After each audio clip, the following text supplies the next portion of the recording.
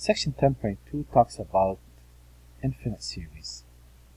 So, an infinite series is the sum of an infinite sequence of numbers, a sub 1, a sub 2, you're adding those, a sub n.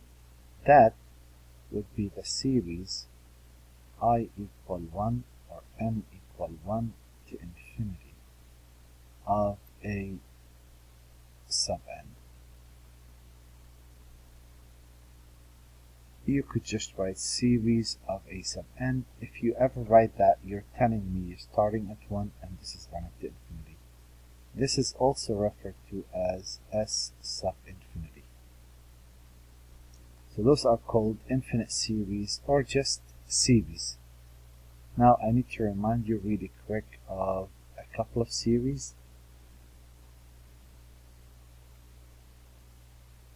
So the formulas, if we're talking about an arithmetic sequence,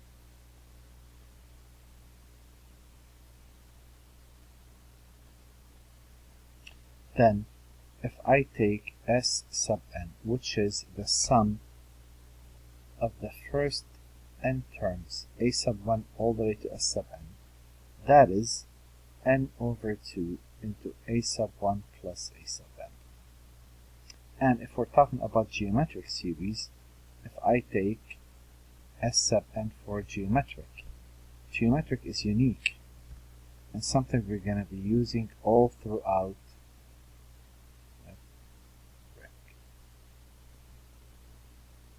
S sub n is the very first term into 1 minus r to the n over 1 minus r. Those don't come up as much. This comes up in the last half of this chapter. But geometric has also an infinite sum, which is something we could use a lot. If you add the infinite sum of terms, that's the first term divided by 1 minus r, provided absolute value of r is less than 1. And every time you're going to quote that, you're going to use the letter G for geometric, and you're going to use R for the common ratio. So that's something you should know. If I'm taking an infinite sum from 1 all the way to infinity, if I could show that absolute value of R is less than 1, then the infinite sum would equal this, the very first term divided by 1 minus R. And geometric series is when you multiply a term to get the next term.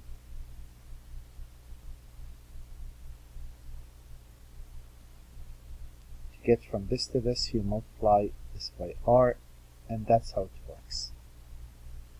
Now, I'm looking at 1 through 6. It says find a formula for the n partial sum of each series and use it to find the sum if it converges. Well, let's see how this works.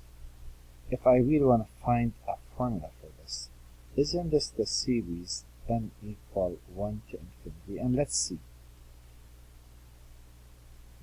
Don't you multiply by 1 over 100 to find a sub n, to find r? You take any term and you divide it by the previous term. So if I take 9 over 100 squared, and instead of dividing, I multiply by the reciprocal, I end up with 1 over 100 in absolute value that's less than 1. So this is the series of 9 over 100 to the n. It's right there. And that's going to be the very first term divided by 1 minus r. So clear the fractions. This is going to be 9 divided by 99, which is 1 over 11.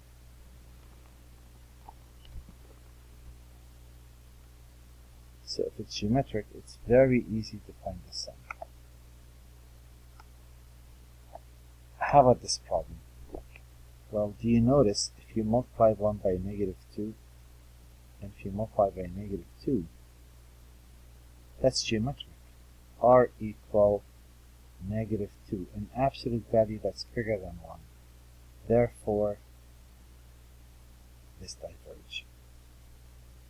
You could write it as the sum n equal 1 to infinity, and the general term is right there. For now, we're not working hard at that. Again, that's the second half of this chapter.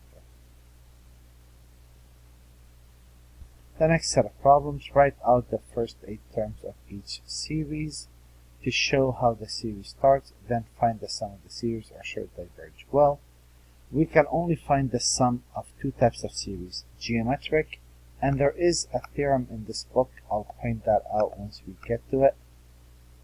It's called telescoping. So, write out the first 8 terms. That's not needed really, but in case, I could write this as 1 over 4 squared plus 1 over 4 cubed plus 1 over 4 to the 4th, 4 to the 5th, 4 to the 6th, 1, 2, 3, 4, 5, 6, and again. So you could write as many of those. This is not that important. What's important is for you to figure out that this is geometric. That's why they're asking you to write this. What do you multiply this with to get the next term? You multiply by 1/4. So an absolute value that's less than 1. That means this infinite sum is going to equal the very first term divided by 1 minus r. Now for the exam, you could leave it like that, you're done. Anytime you find the sum, you're saying this, therefore it converge. For the homework, clean it up. If I look at number 10 and I write this, the very first term is negative 5 over, n equal, notice here, n starts at 0, so that's 1 times 5 over 1. Second term, n equal 1 minus 5 over 4, n equal 2, 5 over 4 squared, 16, minus 5 over 4 cubed, and the list goes on. So, if I glance at that, take any term divided by the previous term, you could figure out that you're multiplying by negative 1/4. So again, this is geometric, r equal negative 1/4, an absolute value that's less than 1, which indicates that this converge. Not only that, the sum, if you add from 1 to infinity, that's the very first term divided by 1 minus r. Again, on a test, that's all you need. For the homework, you clean the radical, that's 20 divided by 4 plus 1, which is 5. This sum is a 4 altogether. If you add the infinite sum of those terms, you'll get a 4. Now something to look at when you're dealing with geometric. To get r, the general term,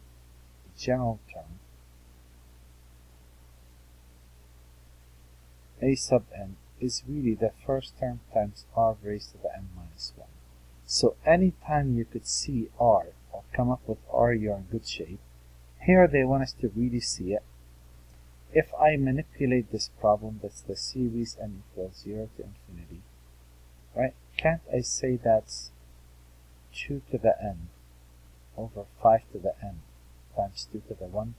Wouldn't that make it 2 times 2/5 raised to the n? So r is actually 2/5, an absolute value that's less than 1, therefore it converges. This is geometric. And this infinite sum is going to be 2 times the very first term. Put n equals 0 in there. Isn't that a 1 over 1 minus r? Again, on a test, you're done right there. For the homework, you clean that up. That's 2 times 5 over 5. That is 10/3.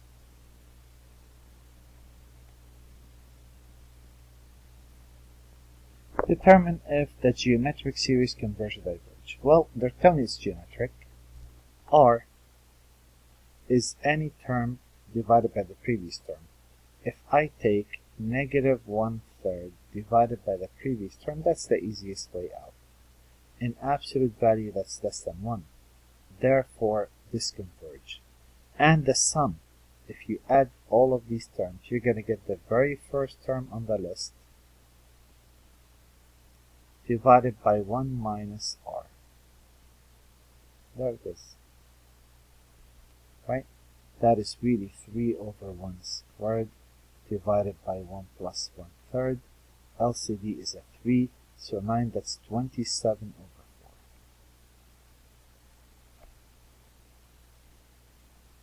It doesn't take that long. Just for a test, I wanted to focus on the actual sum. No need to write it out and worry about fractions. They told us this geometric. R is any term divided. Instead of dividing by a fraction, don't you multiply by the reciprocal? So in this case, I know that R equals a negative. 4 divides 8 2 times. 9 divides 27 3 times. That's negative 3/2. An absolute value that's bigger than 1. Therefore, this series diverge. This would be the second type of problems that we could find the sum for. So we can only find, we're going to figure out whether any series converge or diverge. But if a problem says find the sum, you have one of two options. It's either geometric and you're in good shape, or we have this theorem or definition, which says given an infinite sequence, right there, it runs all the way to infinity. S sub 1 is the first term. S sub 2 is the sum of the first two terms. S sub n is the sum of the first n terms. And the list goes on. Is a sequence of partial sums. These are partial sums. Is the sequence of the partial sums. So S sub 1, S sub 2, S sub 3. This is a sequence of the partial sums. It's infinite. The number S sub n being the nth term, that's very important. This is finite. S sub n is finite. Nth term of the partial sum. If the sequence of the partial sum converge to L, then we say that the series converge to L. So if the sequence of the partial sum converges to L, we say the series converge to L. And we say this infinite sum equal that sum L. If the sequence of the partial sum diverge, then we say, if it doesn't converge, we say it diverge. Now, I want to go ahead and write this slightly different, so everything reads the same. Here, instead of this, I'm taking this and I'm writing what that means. What this means, right there. If the limit as n approaches infinity of S sub n equal L, then we say the series, let me go this way, the series converge and equal to L. So two things we get. Otherwise we say diverge. So this blue part, we take a finite sum. We take S sub n. And we take the limit as n approaches infinity of that. If we can get that to be a number, we say this series converge and the infinite sum equal that sum. So here is a problem. Find the formula for the nth partial sum. Nth partial sum is S sub n. Well, to do that, I need to look at few terms. Let's see, n equal 1, plug 1 in.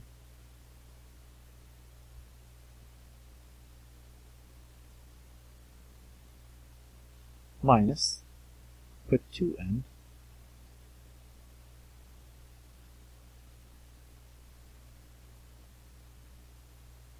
Plus 3 over 3 squared minus 3 over 4 squared. Plus 3 over 4 squared minus 3 over 5 squared. Plus 3 over 5 squared minus 3 over 6 squared. The very last term, since I'm finding S sub n, this is infinite, this is S sub infinity. I'm finding a finite sum. The last term is literally what you see. 3 over n squared minus 3 over n plus 1 squared. The term before that would be, you know what, let me put that down here and let me make it big. No need to shrink them. So if this goes on, the very last term is going to be 3 over n squared minus 3 over n plus 1 squared. The term before that is going to be 3 over n minus 1 squared minus, take 1 away from that. The term before that is going to be 3 over n minus 2 squared minus 3 over n minus 1 squared, and that goes on. Now, do we agree that this and that cancel out? This and that cancel out. This and that cancel out. Does anybody doubt? Once one term cancel out, you'll know how this works. S sub n is going to be the 3 over 1. Now look at the last terms. Wouldn't this cancel with this?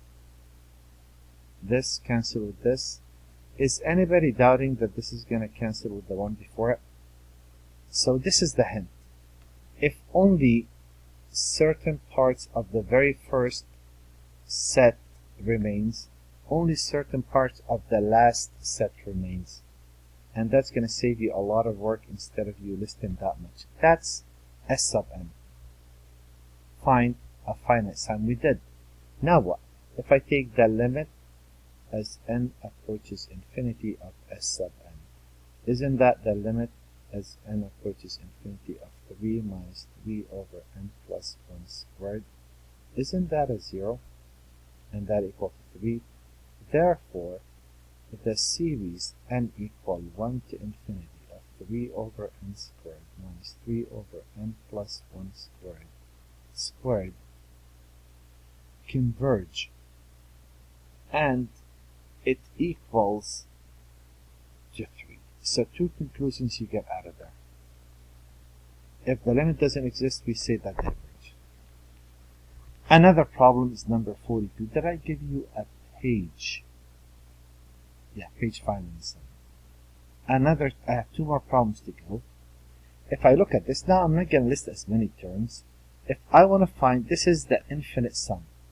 If I take a finite sum, that is that's the series n equal 1 to n of tangent of I minus tangent of I minus 1,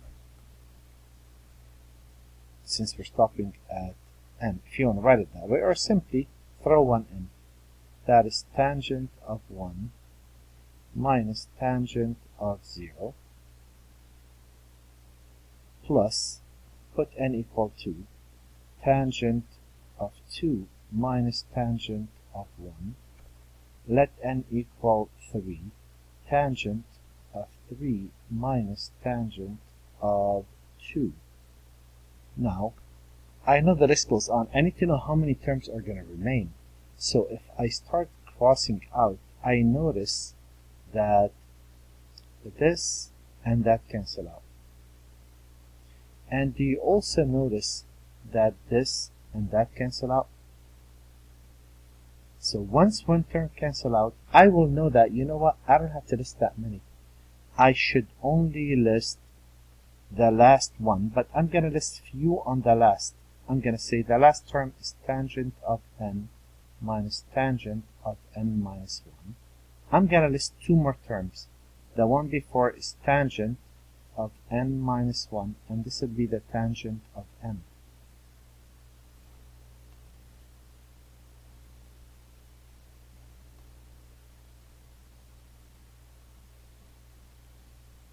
And the term before that will be tangent of n minus 2, and this will be tangent of n minus 1.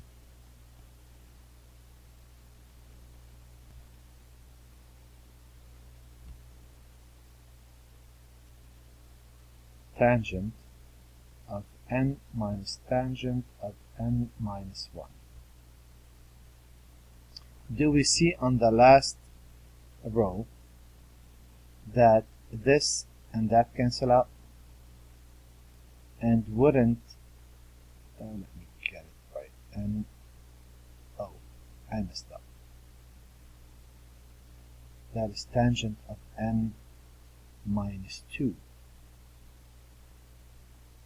This is tangent of n minus 3. Right? And this was n minus 1, and this will be n minus 2.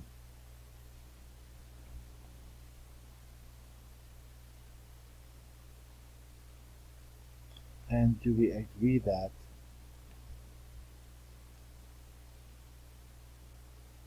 this and that cancel out?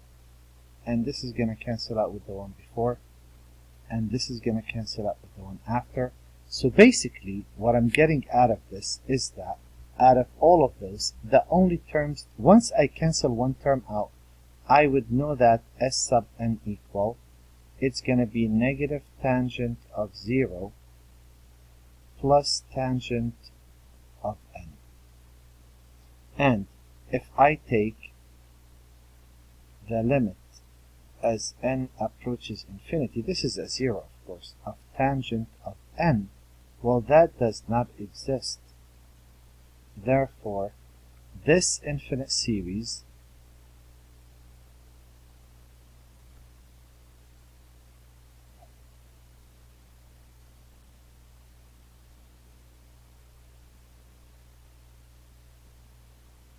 that series diverge.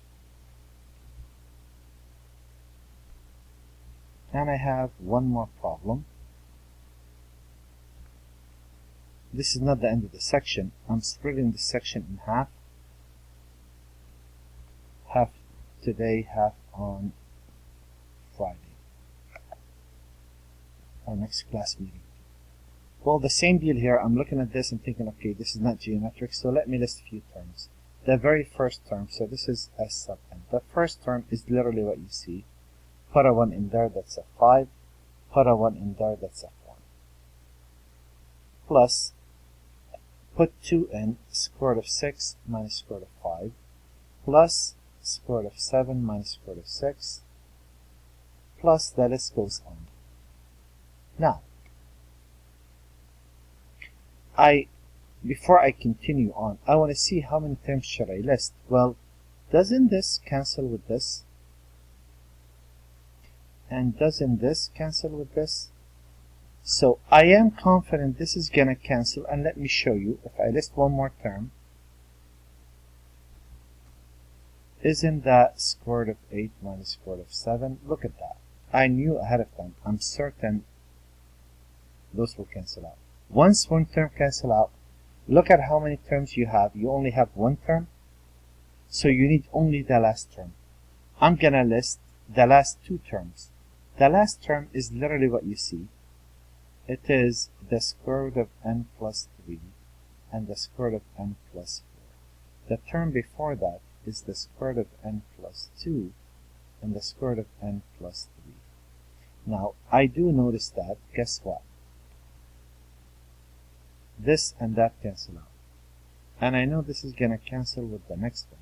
So the only term that would be left would be negative 4 out of the first pair and square root of n plus 4 out of the last term. Now if I take the limit as n approaches infinity of S sub n, that's the limit as n approaches infinity of negative 2 plus the square root of n plus 4. Isn't that infinity? Therefore, the original series from 1 to infinity, square root of n plus 4 minus square root of n plus 3, diverge. And the homework for this, again, this is the first half of the homework. Whoa, I forgot to shrink